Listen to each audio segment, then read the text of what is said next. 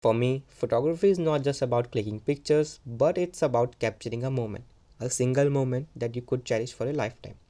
It's a tool to preserve your memories for forever, and it's always there and you can see it anytime, anywhere you want.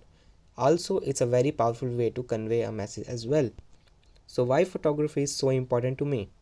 It helps me to tell a story. Also, it gives wings to my imagination. And most importantly, it makes people happy who are around because they all have to smile while getting clicked despite of anything. There are some benefits as well, like whenever I get stressed out, I go out for photography. It explains my journey of life, like what I was used to be and how I have grown to this. Somehow it increased my confidence and self-esteem as well. It also helped me in gaining amazing friends. And yes, I could sell my pictures for an extra income too.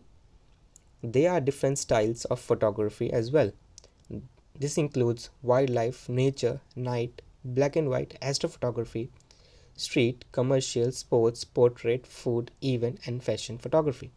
But among them, there is one particular type which is favorite to me, and this is nature and wildlife photography.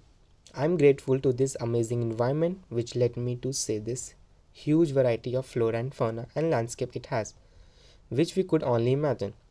Whenever I'm out with my camera in the mountains and much closer to the nature, it gives peace to my mind.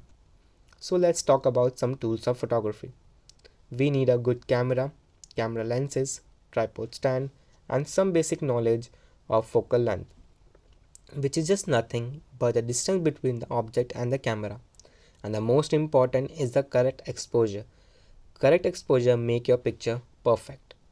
In exposure, aperture speed, shutter speed, ISO, depth of field, f-stop number, they all depends on one aspect and that is light.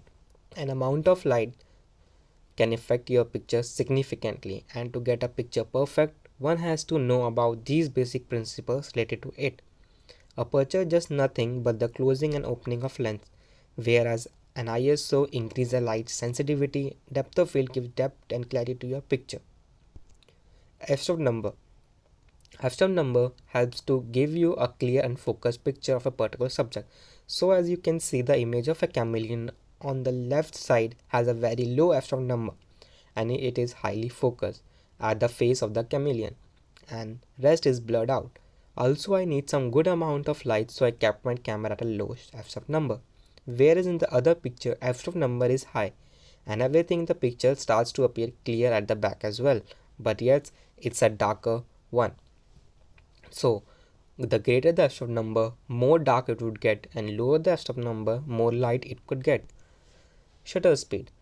Shutter speed is a measure of how long a camera will take to click a picture.